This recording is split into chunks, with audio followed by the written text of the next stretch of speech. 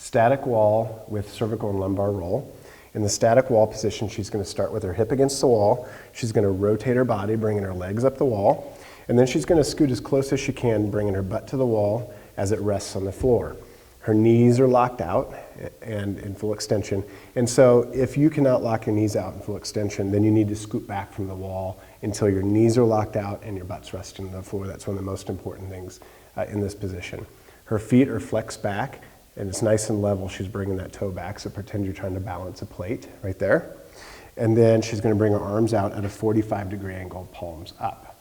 So we're going to take a small towel roll and I'm going to slip it underneath her spine, just below the belly button, level with the belly button. And so your therapist will prescribe the right size of roll for you. And then we're going to take another one and we're going to put it underneath the neck. So in the static wall position, we're creating thoracic extension. We're lengthening the whole posterior fascial line all the way up into the back. So she'll feel it in the calf and in the hamstrings.